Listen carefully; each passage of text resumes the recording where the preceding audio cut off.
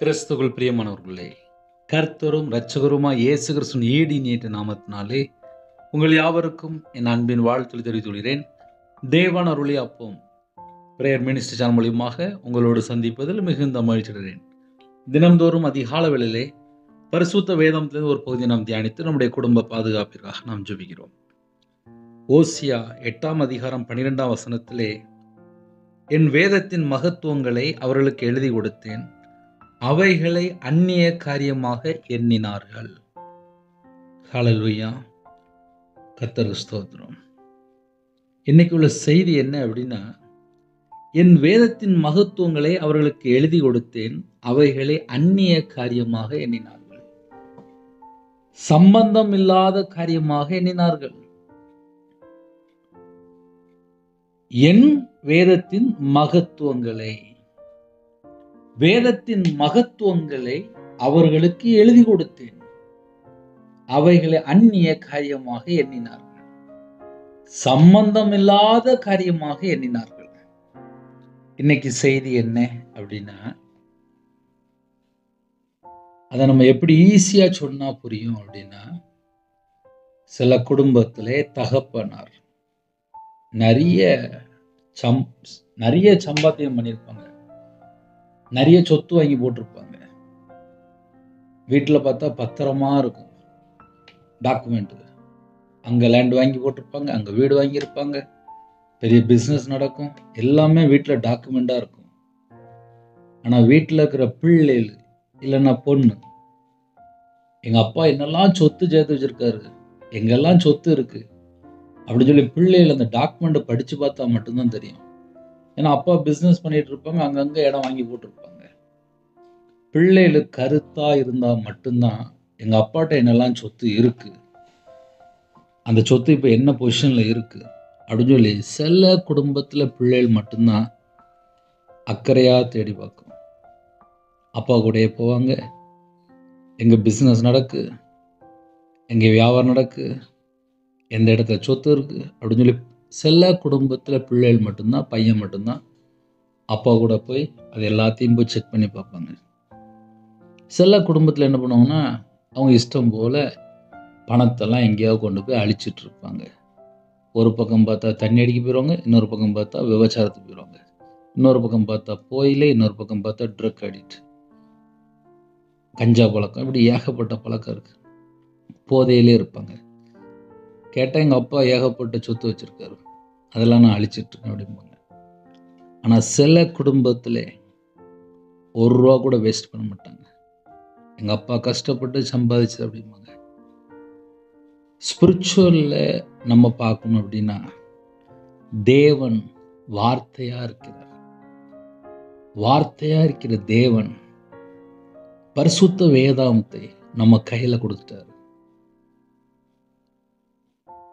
நம்ம வாழ்க்கை எப்படி இருக்கணும், நமக்கு என்னெல்லாம் கிஃப்ட் வச்சிருக்காரு, எல்லாமே பைபிளுக்குள்ள இருக்கு.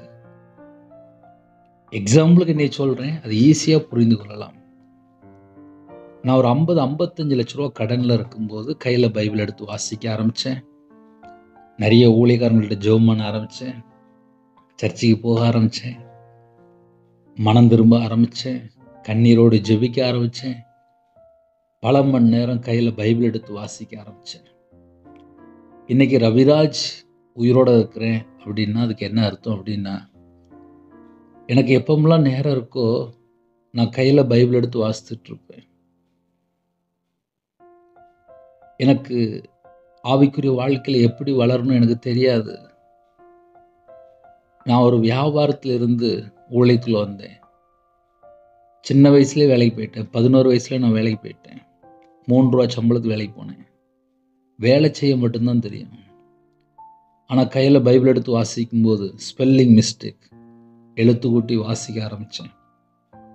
இதை ஏன் காலையில் சொல்கிறேன் அப்படின்னா, வசனத்தை நேசிக்க ஆரம்பித்தேன். வசனத்தை நேசிக்கும் போது என்னுடைய இருதயத்தில் உள்ள கவலை மாற ஆரம்பிச்சது. கையில் பைபிள் எடுத்து வாசிக்கும் போதே கண்ணீர் வடிக்க ஆரம்பிச்சிருவேன். ஆட்டோமேட்டிக்காக எனக்கே தெரியாமல் கண்ணீர் வடிக்க ஆரம்பிச்சிருவேன். வசனத்தை வாசிக்க ஆரம்பிச்ச உடனே என் இதயத்துக்குள்ள என்னென்ன கவலை இருக்கோ, என்னென்ன வேதனை இருக்கோ, அது எல்லாமே மாறிடும். என்ன காரணம் சொல்லி பார்க்கும்போது, முழு இதயத்தோடு, முழு ஆத்துமாவோடு, முழு பலத்தோடு, முழு சிந்தையோடு தேவனை தேட ஆரம்பிச்சேன்.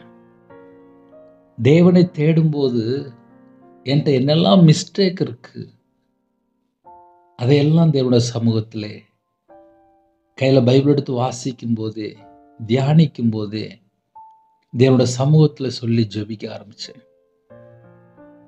இதை எதுக்கு நான் உங்களுக்கு காலையில் சொல்லித்தரேன் அப்படின்னா, இந்த கடைசி காலம் ஆபத்து நிறைந்த காலம். எங்க பார்த்தாலும் கடைசி காலத்திலே ஜனங்கள் வஞ்சிக்கப்படுறாங்க, ஏமாந்து போயிருந்தாங்க. ஒரு பக்கம் பார்த்தா தந்திரமான ஆவி, இன்னொரு பக்கம் பார்த்தா வஞ்சிக்கிற ஆவிகள், இன்னொரு பக்கம் பார்த்தா பொய்யின் ஆவி. நிறைய குடும்பத்திலே ஏன் கண்ணீர் வாழ்க்கை, ஏன் பிரச்சனை அப்படின்னா, கர்த்தருடைய வார்த்தையை விட்டு விலகி வாழ்ந்துட்டு இருப்பாங்க. கர்த்தரை மறந்து, வேதத்தை மறந்து மனுஷன் பின்னாடி போயிட்டு இருப்பாங்க. என் வாழ்க்கையில் அப்படி இருந்துச்சு. நான் மனுஷன் பின்னாடி போன காலங்கள் எல்லாமே நஷ்டம். நான் கர்த்தரை தேடின நாட்கள் எனக்கு ஜீவன். என்னோட வாழ்க்கையிலே இந்த நிமிஷம் நான் உயிரோடு இருக்கிறேன் அப்படின்னா, கையில பைபிள் எடுத்து வாசிக்கும் போது எப்படி யோசித்து பார்ப்பேன் அப்படின்னா, நான் உங்களை விட்டு தள்ளி போயிட்டோங்களப்பா, அதனால தானே எனக்கு இவ்வளவு பிரச்சனை, அதனால தானே எனக்கு இவ்வளவு போராட்டம் அப்படின்னு சொல்லி உணர்ந்து தேவனுடைய சமூகத்திலே தாழ்த்த ஆரம்பித்தேன். காலவேளையிலே கர்த்தருடைய பிள்ளைகள், உங்க இருதயம் கர்த்தரோடு இருக்கா? உங்களுடைய வாழ்க்கை தேவனுடைய கரத்துக்குள்ள இருக்கா? உங்க குடும்பத்துடைய தலைவர் இயேசு கிறிஸ்துவா இருக்கிறாரா? அதுதான் முக்கியம். எல்லாருமே உலகத்துக்குள்ள போறோம், எல்லாருமே வெளியில போயிட்டு வரோம், பல மணி நேரம் வெளியில போயிட்டு வரோம். வேலைக்கு போறாங்க, வியாபாரத்துக்கு போறாங்க, கம்பெனிக்கு போறாங்க, ஆபீஸ் போறாங்க, படிக்கிற பிள்ளைகள் வெளியே போறாங்க. ஆனா என் இருதயத்துக்குள்ளே கர்த்தருடைய வார்த்தை இருக்கா? என் வேதத்தின் மகத்துவங்களை அவர்களுக்கு எழுதி கொடுத்தேன். அவர்களுக்கு எழுதி கொடுத்தேன். உங்களுக்கு ஒரு லெட்டர் எழுதி கொடுத்திருக்காரு. நம்முடைய தகப்பன் நமக்கு ஒரு லெட்டர் எழுதி கொடுத்திருக்காரு. பரமபிதா நம்ம கையில பைபிளை கொடுத்துட்டாரு. இந்த பைபிள் படி நம்முடைய வாழ்க்கை இருக்குமானால் மிகுந்த சமாதானம் உண்டு, மகிழ்ச்சி உண்டு, சந்தோஷம் உண்டு. ஒரு குடும்பத்துக்குள்ள ஏன் மிகுந்த சமாதானம் இல்லை அப்படின்னா, அவங்க வேதத்தை இன்னும் நேசிக்க ஆரம்பிக்கல. வேதத்தை நேசிக்கிறவங்களுக்கு மிகுந்த சமாதானம் என்று எழுதப்பட்டிருக்கு. 119 சங்கீதம் 165 வசனத்துல இருக்கு. ஒரு குடும்பத்துல ஏன் கையில பைபிள் எடுத்து வாசிக்க முடியலன்னா, 119 சங்கீதம் 113 வசனத்துல எழுதப்பட்டிருக்கு. வீண் சிந்தனைகளை நான் வெறுத்து உமது வேதத்தில் பிரியப்படுகிறேன். வீண் சிந்தனைகளை நான் வெறுத்தால் மட்டும்தான் உமது வேதத்தில் பிரியப்பட முடியும். வீண் சிந்தனைகளை நான் வெறுத்து உமது வேதத்தில் பிரியப்படுகிறேன். இந்த உலகத்திலே எத்தனையோ காரியங்கள் மாயை, மாயை, எல்லாம் மாயை. பூமியே ஒரு நாள் காணாம போயிரும். நம்ம வாழ்ற காலம் கடைசி காலம். இந்த கடைசி காலத்திலே பரலோகத்துக்கு போகணும் அப்படின்னா, நிறைய குடும்பத்திலே கர்த்தரை விட்டு தள்ளி போயிட்டு இருக்காங்க. உங்க கையில பைபிள் எழுதி கொடுத்துட்டாரு. அந்த பைபிளை நம்ம எத்தனை முறை வாசிச்சிருக்கோம், எவ்வளவு நேரம் நம்ம அந்த பைபிளை எட்டி பார்க்கிறோம், எவ்வளவு நேரம் கையில பைபிள் எடுத்து தியானிக்கிறோம், பைபிள் வாசிக்கிறதுக்கு எவ்வளவு நேரத்தை ஒதுக்கி இருக்கோம். நான் ரொம்ப மாந்திரியத்துல கஷ்டப்பட்டாள், கடன்ல கஷ்டப்பட்டாள், நிந்தைகள், அவமானங்கள், கண்ணீர், கஷ்டம், பிரச்சனை எல்லாம் வந்துச்சு. ஆனா கையில பைபிள் எடுத்து வாசிக்கும் போது எனக்கு ஜீவனை கட்டளையிட்டார், தீர்காயுசு கட்டளையிட்டார். வேதத்தை தியானிக்க இருதய மனக்கண்களை திறந்தார். வேதத்தை போதிக்க அபிஷேகம் பண்ணினார். இதுக்கு பின்னாடி என்னன்னே இருக்கு அப்படின்னா, ராத்திரி 8 மணி 9 மணிக்கு உட்காந்து கையில் பைபிள் எடுத்து வாசிக்க ஆரம்பிச்சேன்னா காலைல 3 மணி 4 மணி ஆயிரும். மெதுவாக எழுத்து கூட்டி வாசிப்பேன், கஷ்டப்பட்டு வாசிப்பேன். வசனத்தினுடைய அர்த்தம் என்ன, என் வாழ்க்கையில் நான் எப்படி வாழ்ந்துட்டு இருக்கேன், என்கிட்ட என்ன குறை இருக்கு, இதெல்லாம் உட்காந்து யோசித்து பார்ப்பேன். தேவனோட வார்த்தைக்கு நான் இன்னும் எங்கே கீழ்ப்படியணும், என்கிட்ட இன்னும் என்ன மிஸ்டேக் இருக்கு, இதெல்லாம் ரொம்ப உட்காந்து யோசித்து பார்ப்பேன். இதை ஏன் சொல்றேன் அப்படின்னா, வியாபாரத்துலேருந்து ஊழியத்துக்குள்ள வந்தேன். நான் சின்ன வயசுலேருந்து வேலை செஞ்சு தான் எனக்கு பழக்கம். ஆனால் கையில் பைபிள் எடுத்து வாசித்ததுக்கு அப்புறம் தான் தெரியுது, பரலோகத்துக்கு போகணும் அப்படின்னா முதல்ல ஒரு மனுஷன் பரிசுத்தமாக இருக்கணும், ரட்சிக்கப்பட்டிருக்கணும், இயேசுவை சொந்த ரட்சராக ஏற்றுக்கொள்ளணும், பரிசுத்தாவியை பெற்றுக்கொள்ளணும், அபிஷேகத்தை பெற்றுக்கொள்ளணும், நன்மை செய்யணும், நற்கிரியை செய்யணும், கனிவுள்ள ஒரு வாழ்க்கை வேணும், வேதத்தை நேசிக்கிற பிள்ளைகளாக இருக்கணும், வசனத்தை கைக்கொள்கிற பிள்ளைகளாக இருக்கணும், நம்ம வாழ்க்கை கர்த்தருக்கு பிரியமானபடி இருக்கணும். வேதத்தை நேசிக்கிறவர்களுக்கு மிகுந்த சமாதானம், மிகுந்த சமாதானம், மிகுந்த சமாதானம். அவர்களுக்கு இடரல் இல்லை, அவர்களுக்கு இடரல் இல்லை என்று எழுதப்பட்டிருக்கு. இன்னைக்கு எத்தனை குடும்பத்தில் எத்தனை பிரச்சனை தெரியுமா? சர்ச்சுக்கு போகிற பிள்ளைகள் தான்ப்பா, ஆனால் நிம்மதி மட்டும்தான் இல்லை, நிம்மதி மட்டும்தான் இல்லை. நேற்று ஒரு சகோதரிகிட்ட பேசிட்டு இருந்தேன்.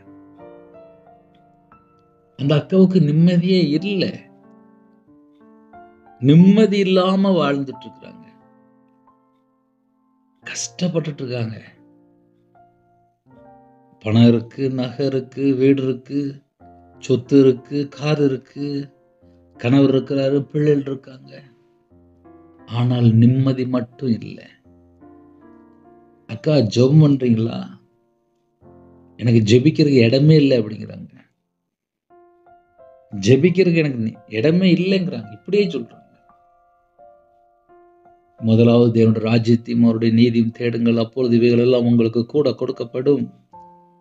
என் வேதத்தின் மகத்துவங்களை அவர்களுக்கு எழுதி கொடுத்தேன், அவர்களை அந்நிய காரியமா எண்ணினார்கள். சம்பந்தம் இல்லாத காரியமா எண்ணிட்டு அப்படியே கிளம்பி போயிடுவாங்க.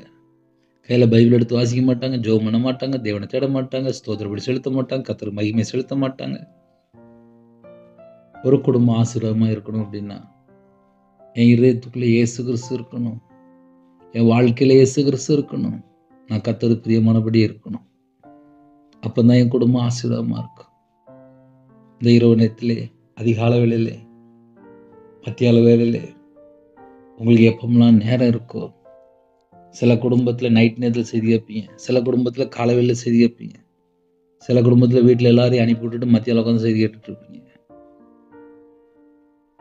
கேட்டா எங்கள் வீட்டில் சூழ்நிலை, நம்ம எந்த நேரத்தில் கேட்டாலும் சரி, உங்கள் இருதயம் தேவனோடு இருக்கா? என் வேதத்தின் மகத்துவங்களை அவர்களுக்கு எழுதி கொடுத்தேன், அவைகளை அந்நிய காரியமா எண்ணினார்கள். சம்பந்தமில்லாத காரியமா எண்ணிட்டு அவங்க பேசாம கிளம்பி போயிடுவாங்க.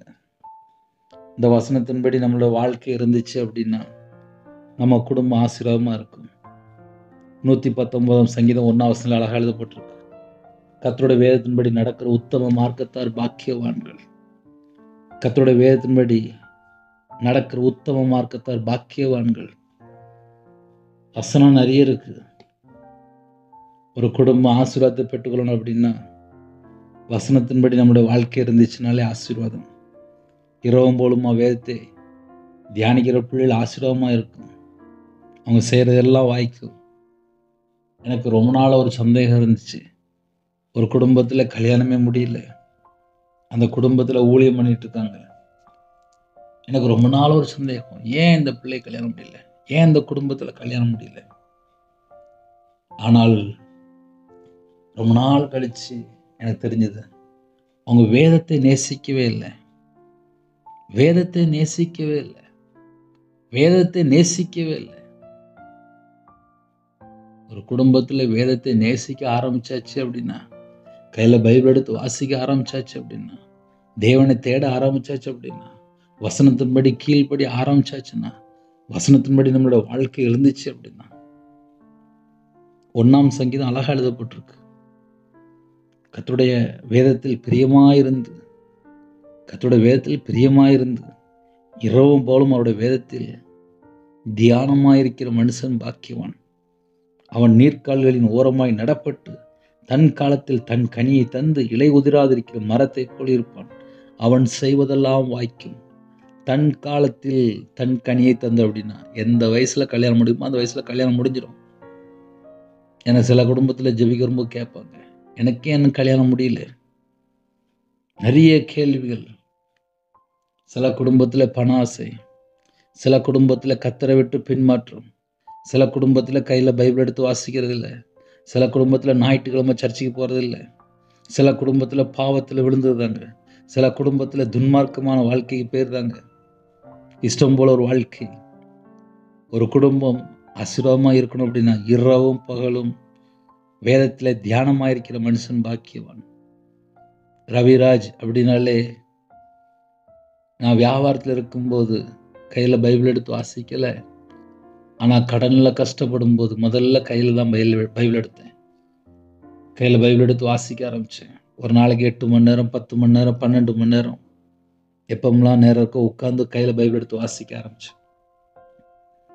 கர்த்தர் ஒரு மாற்றத்தை கட்டளையிட்டார்.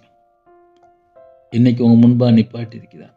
ஆனா இதுக்கு பின்னாடி பார்த்தா ஏகப்பட்ட உபத்திரம், ஏகப்பட்ட பாடுகள், கண்ணீர், கஷ்டம், பிரச்சனை, போராட்டம். ஆனால் என் இதயத்துக்குள்ளே வசனம், நீதிமான இதயத்துக்குள்ளே தேவன் அருளிய வேதம் இருக்கும். இயேசு கிறிஸ்து ரத்தத்தினால கழுவப்பட்ட பின்பா என்ன செய்யணும் அப்படின்னா, கையில பைபிள் எடுத்து வாசிக்கணும். என் வேதத்தின் மகத்துவங்களை அவர்களுக்கு எழுதி கொடுத்தேன். அவைகள் அந்நிய காரியமா எண்ணினார்கள். யாருக்கோ எழுதி கொடுத்தாங்கன்னு சொல்லிட்டு அப்படியே கிளம்பி போயிடுறது. நான் ஒரு வீட்டுக்கு போயிருந்தேன். அந்த வீட்டில் ஃபுல்லாக விக்கிரத்தில் இருக்கிறாங்க. உங்கள் வீட்டில் பைபிள் இருக்கா அப்படின்னு சொல்லி கேட்டேன். இருக்கு அப்படின்னாங்க. பழைய புக்ஸ் எல்லாம் வச்சுருப்பாங்கல்ல, ஸ்கூல் படிக்கும்போது புக்ஸ் எல்லாம் இருப்பாங்கல்ல வச்சுருப்பாங்களா, அதில் போய் ஒரு புதிய ஏற்பாடு மட்டும் எடுத்து கொண்டு வந்தாங்க. இந்த பைபிள் உங்கள் வீட்டுக்கு எப்போ வந்துச்சு அப்படின்னு சொல்லி கேட்டேன். இது நாங்கள் சின்ன வயசுலேயே ஸ்கூலுக்கு போகும்போது எங்களுக்கு கொடுத்துட்டாங்க, ஸ்கூலில் கொடுத்துட்டாங்க அப்படின்னாங்க. இப்போ அந்த வீட்டில் அந்த பிள்ளைக்கு 35 வயசு, கல்யாணம் முடியல, வீடு ஃபுல்லாக மாந்திரியம், வீட்டில் ஃபுல்லாக ஒரே பிரச்சனை, போராட்டம், வியாதி, பல பிரச்சனை. வீட்டில் பார்த்தா நிம்மதியே இல்லை. கையில் பைபிள் எடுத்து வாசிங்க, உங்கள் வாழ்க்கை ஆசீர்வாதமாக மாறிடும் அப்படின்னு சொல்லிட்டு ஜெபம் பண்ணிட்டு வந்தேன். இதை ஏன் சொல்கிறேன் அப்படின்னா, நிறைய வீட்டில் பைபிள் இருக்கு, ஆனால் கையில் எடுக்க மாட்டுக்காங்க, வாசிக்க மாட்டுக்காங்க. நான் சர்ச்சில் வேலை பார்க்கும்போது ஒரு வீட்டுக்கு போயிருந்தேன். கொஞ்சம் பைபிள் எடுங்களேன் அப்படின்னு கேட்டேன். நான் வெள்ளிக்கிழமை போயிருந்தேன், அவங்க ஞாயிற்றுக்கிழமை சர்ச்சுக்கு போயிருக்காங்க.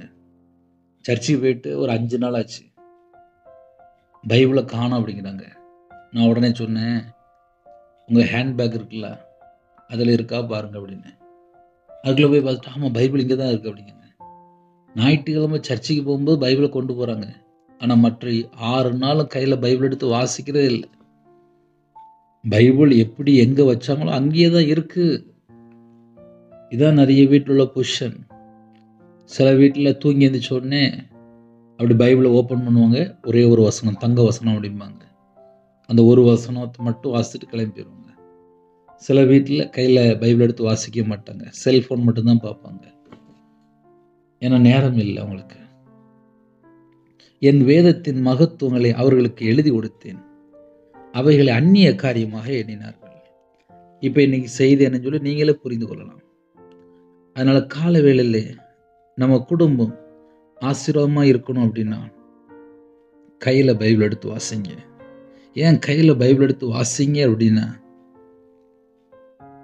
மகா உன்னதமான மேன்மை என்ன நம்ம கையில் எழுதி கொடுத்தாரு. பைபிளுக்குள்ள தான் எல்லா கிஃப்ட்டும் இருக்கு. நம்ம நித்திய ஜீவனுக்குள்ள போகணுமா, அந்த கிஃப்ட் இருக்கு. தீர்காயுசோடு வாழணுமா, கிஃப்ட் இருக்கு. சுகம், பலன், ஆரோக்கியத்தோட வாழணுமா, கிஃப்ட் எல்லாமே பைபிள் எழுதி கொடுத்தாரு. வசனத்தை வாசிக்க வாசிக்க நம்முடைய வாழ்க்கையில எந்தெந்த பகுதியில மரித்து போன நிலைமையும் எல்லாம் உயிர்ப்பிக்கப்படும். சில குடும்பத்தில் எனக்கு ஜெபிக்கவே முடியல அப்படிம்பாங்க. நான் உடனே கேட்பேன், கையில் பைபிள் எடுத்து வாசிக்கிங்களா? வாசிக்கல அப்படிம்பாங்க. சில குடும்பத்தில் விக்கிர வழிபாடு. எனக்கு ஒரு குடும்பத்தில் ஒரு ஜெப குறிப்பு வந்துச்சு. என்னன்னு சொல்லி கேட்டேன். எங்கள் அப்பா ஹாஸ்பிட்டலில் இருக்கிறாங்க, கொஞ்சம் ஜெபம் பண்ணுங்க. நான் இந்த மாதிரி காலேஜ் படிக்கிற பாப்பா. அப்போ என் ஃப்ரெண்டு தான் இந்த மாதிரி நான் உனக்கு ஒரு ஃபோட்டோ தரேன், கேண்டில் தரேன், நீ ரூமில் அந்த ஃபோட்டோ முன்னாடி ஒரு மெழுகுத்திரி பற்ற வச்சு உட்காந்துக்க, உங்கள் அப்பாவுக்கு சரியாயிரும் அப்படின்னாங்க. அப்போ அதே போல் எங்கள் அப்பா ஹாஸ்பிட்டலில் இருக்காங்க, நான் ரூமில் தங்கியிருக்கேன். அந்த ரூமில் ஒரு ஃபோட்டோ வச்சு நான் மெழுகுத்திரி பற்ற வச்சு தேடிட்டு இருக்கேன். அப்படியா, சரி. இந்த நம்பர் எப்படி கிடச்சிது அப்படின்னா, நான் நெட்டில் பார்த்தேன், உங்கள் நம்பர் எடுத்தேன் அப்படின்னாங்க. சரி, இயேசு கிறிஸ்து உயிரோடு இருக்கிறார், நீ ஃபோட்டோ முன்னாடி மெழுகுத்திரி பற்ற வச்சிருக்கியே, என்ன அர்த்தம் அப்படின்னு கேட்டேன். இயேசு உயிரோடு இருக்கார். உயிரோட இருக்க இயேசுவை மெழுகுத்திரி பற்ற வச்சு ஒரு ஃபோட்டோ முன்னாடி உட்காந்துருந்தா அப்பாட்ட அங்கே பக்கத்தில் யார் இருப்பான்னு சொல்லி கேட்டேன். எங்கள் அப்பா தனியாக தான் இருக்காங்க, நான் இங்கே ரூமில் இருக்கேன் அப்படின்னு. முதல்ல அப்பாட்ட போ அப்படின்னு சொல்லி ஜெபம் பண்ணி சில ஆலோசனை கொடுத்தேன். உயிரோட இயேசுவை ஒரு ஃபோட்டோவை போய் மெழுகுத்திரி பற்ற வச்சு உட்காந்துக்கிட்டு தேவனை ஒரு மனுஷன் தேட ஆரம்பித்தாலே ஆசீர்வாதம் தான். தேவனை தேடுறத விட்டுட்டு ஒரு கம்ப்யூட்டர் கடையில் போய் ஒரு கலர் பிரிண்ட்டு, ஒரு ஜெராக்ஸ் வேணும் அப்படின்னா அப்படியே ஒரு ஃபோட்டோவில் அப்படியே கொடுத்துருவாங்க. அந்த ஃபோட்டோ இயேசு கிடையாது. நம்ம ஆராதிக்கிற தேவன் ஆவியோடு உண்மையோடும் ஆராதிக்கணும், பரிசுத்தத்தோடு ஆராதிக்கணும். அவர் ஜீவனுள்ள தேவன், அவர் ஜீவாதிபதி, நமக்காக ஜீவனை தந்தவர், பிதானோட வலது வருஷத்தில் பரிந்து பேசி கொண்டிருக்கிறார். நம்ம கூப்பிட்டா 2 பேர் 3 பேர் எங்கே ஒருமனப்பட்டு ஜெபிக்கிறோமோ நம்ம நடுவில் இறங்கி வருகிறார். அவர் உயிரோட இயேசு கிறிஸ்து. கையில் பைபிள் எடுத்து வாசித்தான் தெரியும். சில குடும்பத்தில் எங்கேயாவது போனால் சரியாயிருமா, எங்கேயாவது போனால் சரியாயிருமா, ஆனால் கையில் பைபிள் எடுத்து வாசிக்க மாட்டாங்க. வீட்டில் பைபிள் இருக்கும், ஆனால் வாசிக்க மாட்டாங்க. நான் சொல்கிறது நிறைய குடும்பத்தில் நடந்துட்டு. வேதத்தின் மகத்துவங்களை அவர்களுக்கு எழுதி கொடுத்தேன், அவைகள் அந்நிய காரியமாக எண்ணினார்கள். அதனால தான் நிறைய குடும்பத்தில் ஆசீர்வாதம் இல்லாமல் இருக்கு. யாரெல்லாம் இந்த செய்தி கேட்குறீங்களோ, முழு பைபிளை வாசித்து முடிச்சிட்டிங்களா? எனக்கு தெரிந்த ஒரு குடும்பம் உண்டு, 72 வயசு. நான் கேட்டேன், 72 வயசு வரைய ஒரு தடவையாக பைபிள் வாசித்து முடிச்சிட்டிங்களா அப்படின்னு கேட்டேன். இன்னும் பைபிள் வாசிக்கலையே அப்படின்னாங்க. இன்னைக்கு செத்து போய் பரலத்தில் போய் நின்னா உங்கள் கையில் பைபிள் எழுதி கொடுத்தாங்களே, நியாயத்தீர்ப்பு நல்ல கணக்கு கேட்பாரு அப்படின்னு சொன்னேன். அடுத்த ஒரு 3 மாதம் 6 மாதம் கழிச்சு நான் அவங்கள்ட்ட பேசும்போது நான் 2 தடவை பைபிள் வாசி முடிச்சிட்டேன் அப்படின்னாங்க. ஹல்லேலூயா. 6 மாதத்துக்குள்ளே 2 தடவை பைபிள் வாசி முடிச்சிட்டாங்க. 72 வயசு முடியறதுக்குள்ள 2 தடவை பைபிள் வாசி முடிச்சிட்டாங்க. ஹல்லேலூயா. ஒரு குடும்பத்தில் வேதத்தை நேசிக்க ஆரம்பித்தாலே போதும், அவங்களோட வாழ்க்கையில் எல்லாமே மாற்றம் கிடைக்கும். நிறைய வீட்டில் ஏன் மாற்றம் இல்லை அப்படின்னா, வேதத்தை நேசிக்கலை, வேதத்தை தியானிக்கலை, வேதத்தின்படி வாழ்க்கை இல்லை. இன்னைக்காவது ஒரு தீர்மானம் எடுங்க, ஒரு சின்ன ஜெபம் பண்ணி முடிப்போம். வேதத்தின் மகத்துவங்களை எழுதி கொடுத்தேன், அவைகள் அந்நிய காரியமாக எண்ணினார்கள். ஒரு குடும்பத்தில் கையில் பைபிள் எடுத்து வாசிக்கணும் அப்படின்னா இந்த வசனம் ஞாபகம் வச்சுக்கோம். 119ஆம் சங்கீதம் 113ஆம் வசனம், வீண் சிந்தனைகளை நான் வெறுத்து உமது வேதத்தில் பிரியப்படுகிறேன். வீண் சிந்தனை வெறுத்தா மட்டும்தான் வேதத்தில் பிரியமாக இருக்க முடியும். ஹல்லேலூயா. கண்களை மூடி நாம் ஜெபம் செய்வோம். அன்பின் கர்த்தாவே, நன்றியோடு துதிக்கிறோம், சுதிக்கிறோம்ப்பா. இந்த நாளிலும் ஒவ்வொரு குடும்பத்தையும் உம்முடைய கரத்தில் அர்ப்பணிக்கிறோம். இந்த நாளைக்கான சில கிருபைக்கான நன்றி. வேதத்தை நேசிக்க தியானிக்க எங்களுக்கு கிருபை தாங்க. எங்களுடைய இருதய மனக்கண்கள் தரங்க. கல்லான இதயத்தை எடுத்து போட்டு சதையான இதயத்தை தாங்க. உங்களுடைய நல்ல ஆவியை தாங்க, உணர்வுள்ள ஆவியை தாங்க. இதயத்துக்குள்ளே கொழுந்துடைய அக்னி பட்டு விடிட்டும். நீதிமான இதயத்துக்குள்ளே தேவனர்களின் வேதம் இருக்கும் என்று வேதம் சொல்லுது. யாரெல்லாம் இணைந்திருக்காங்களோ எல்லா குடும்பத்துக்குள்ளேயும் அவங்க இதயத்துக்குள்ளே வேதம் இருக்கணும். கிருபை தாங்க. இந்த நாளையும் எல்லா தேசத்துல ஜனங்களையும் உம்முடைய ஜீவனுக்குள்ள அர்ப்பணிக்கிறோம். இயேசு கிறிஸ்து இரத்த கொட்டைகளை வேலடைத்து மூடி மறைத்து கர்த்தர் பாதுகாத்து கொள்ளுங்க. யாரெல்லாம் எந்த நாட்டுக்குள்ளேயும் ஜெபிக்கிறாங்க எல்லா குடும்பத்தையும் கர்த்தர் ஆசீர்வதிங்க. பலகைகளை திறந்து பண்டசாலை திறந்து ஆசீர்வதிங்க. எத்தனையோ தேசத்துக்குள்ள இணைந்து எல்லாரையும் கர்த்தர் ஆசீர்வதிங்க. உம்முடைய கிருபையால் நிரப்புங்க, உம்முடைய வல்லமையால் நிரப்புங்க, உம்முடைய பிரசன்னத்தால் மூடுங்கப்பா.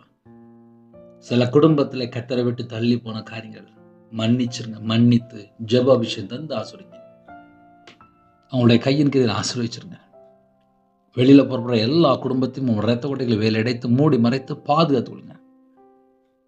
படிக்கிற பிள்ளைகள் உங்களுடைய கரத்தில் அப்படின்னா தேவ ஞானத்துல தேவ பத்தினா நிரப்புங்கப்பா. பிறந்த நாள் திருமண நாள் யாரெல்லாம் கொண்டாடுறாங்க அந்த குடும்பத்தை 1000 தலைமுறைக்கு ஆசீர்வதிங்க. வெளிநாட்டில் இருக்காங்க, அவங்க இருக்கிற இடத்துல சகலவிதமான பாதுகாப்பு தாங்க. கற்பதினியா ஜெபிக்கிறாங்க, கர்த்தர் மனம் இருங்க. மாசமா இருக்க கர்த்தர் ஆசீர்வதிங்க. டெலிவரி போறாங்க, கர்த்தர் கூட இருங்க. தேவன் அருளிய அப்ப மினிஸ்டர் மூலியமா இணைந்திருக்கிற குடும்பங்கள் இயேசு கிறிஸ்து ரத்தத்தினால இயேசு கிறிஸ்து நாமத்தினால் ஆசீர்வதிக்கப்படட்டும். சிறுபிள்ளை முதற்கொண்டு முதியோர் எல்லா குடும்பத்தையும் கர்த்தர் ஆசீர்வதிங்க. கையின் கீழ் ஆசீர்வதிச்சிருங்கப்பா. டிரைவிங் லைன்ல போறாங்க எல்லா குடும்பத்துக்கும் பாதுகாப்பு தாங்க. திருமணம் முடிந்ததுக்கு அப்புறம் குடும்பத்துக்குள்ளே சமாதானம் இல்லை, கர்த்தர் சமாதானத்தை கட்டிடுங்க. சரீரத்தில் பலவீனத்தோடு படுத்த படுக்கையில் ஹாஸ்பிட்டல் அவசர சிகிச்சையில் எங்கெல்லாம் இருக்காங்களோ கர்த்தர் ஒவ்வொரு குடும்பத்தையும் தொட்டு சுகமாக்கி தரணும். உம்முடைய தலைமுறை கர்த்தனால சுகமானிகள் வேறு சொல்லிடுது. பரம வைத்தியர் இறங்கி வாங்கப்பா. அப்பா விசேஷமா யாரெல்லாம் எந்த இடத்துல ஜெபிக்கணும் கர்த்தர் சுகமாக்கி தாங்க. சில குடும்பத்திலே அப்பா திருமணத்துக்கு ஆயத்தமா இருக்காங்கப்பா. கர்த்தர் வாசல் திறந்தாங்க. கர்த்தர் வாசல் திறந்தாங்க. கடனில் கஷ்டப்பட அந்த கடன் பிரச்சனைக்கு ஒரு முடிவு கொண்டுங்க. ஆசீர்வதிங்க. பழகி பெருகட்டும். ஆசீர்வதிங்கப்பா. எல்லாருடைய தேவைகளை சந்திங்க. இன்னைக்கு யாரெல்லாம் வெளியில புறப்படலாம் எல்லா குடும்பத்தோட கர்த்தர் கூட இருங்க. வீடு கட்டுறாங்க, கட்டி முடிக்க கிருபை செய்யுங்க. வேலைக்கா ஜெபிக்கிறோம், கர்த்தர் வாசல் திறந்தாங்க. சில குடும்பத்துல இடத்துல பிரச்சனை இருக்கு, அந்த பிரச்சனையை மாற்றித்தாங்க. சில குடும்பத்துல ஜெபிக்காம இருக்காங்க, ஜெப அபிஷேகம் தாங்க. வேதத்தை தியானிக்காம இருக்காங்க, தியானிக்கிற அபிஷேகம் தாங்க. துதிக்காம இருக்காங்க, துதிக்கிற அபிஷேகம் தாங்க. ரட்சிப்பின் வசதி தாங்க ராஜா. நீதியின் சால்வை தாங்கப்பா. துதியின் அபிஷேகத்தை தாங்கப்பா. புது எண்ணெயால் அபிஷேகம் பண்ணுங்கப்பா. காண்டாமிருத்து விலை தாங்க ராஜா. மான் கால்களை தாங்கப்பா. ஆவிக்குரிய 9 கனிகளினாலும் ஆவிக்குரிய 9 வரனால் நிரப்புங்க. சிறுபிள்ளை முதல் கொண்டு முதியோர் எல்லா குடும்பத்துக்கு கர்த்தர் அபிஷேகம் பண்ணுங்க. நிரம்பி ஒளிர பாத்திரமா மாறட்டும். கர்த்தருடைய வருகையில காணப்படணும். கடைசி காலத்துல மாம்சமான யாவர் மேலே என்னுடைய அக்னியை அப்பா ஊட்டுவேன்னு சொன்னீங்க. அக்னி அபிஷேகம் நிரப்புங்கப்பா. கல்வாரி அன்பினால் நிரப்புங்கப்பா. எங்க இதயத்துக்குள்ள பிதா குமாரன் பரிசுத்தம் மட்டும்தான் பாருங்க. உமக்கு பிரியமில்லாமல் எந்த ஒரு காரியம் கூடாதுப்பா. கர்த்தர் வேலை அடைங்க. இந்த நாளை ஆசீர்வதித்தாங்க. உங்க ஜீவனுக்கு அர்ப்பணிக்கும் ராஜா. எல்லா குடும்பத்தோட நீங்க புறப்பட்டு போங்க. கர்த்தர் புறப்படுத்துங்க. துதிகான மகிமை எல்லாம் ஒருவருக்கே செலுத்துறோம். இயேசு கிறிஸ்து பிதாவே ஆமென். தேவனுக்கு மெய்முண்டதாக. கர்த்தர் தாமே உங்களை உங்கள் குடும்பத்தில் சகல காத்தும் சம்பூர்ணமாக திருப்தியா கர்த்தர் கொடுத்து ஆசீர்வதிப்பாராக. ஆமென். கர்த்தராகிய இயேசு கிறிஸ்துவின் கிருபையும் பிதாவாகிய அன்பும் பரிசுத்தனுடைய ஐக்கியமும் இப்பொழுதும் எப்பொழுதும் சதா காலங்களிலும் நம் மன்னோடு கொடுப்பதாக. ஆமென். கிறிஸ்து பிரியமானவர்களே, தனி ஜெபம் பண்ணுங்க. கையில் பைபிள் எடுத்து வாசிங்க. கர்த்தர் கூட இருப்பார். God bless you. எனக்கா டெய்லி ஒரு நிமிடமா ஜெபித்துக் கொள்ளுங்கள். God bless you.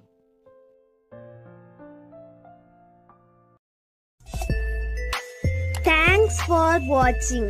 Please subscribe our channel. Click the like and share. Click the bell. God bless you.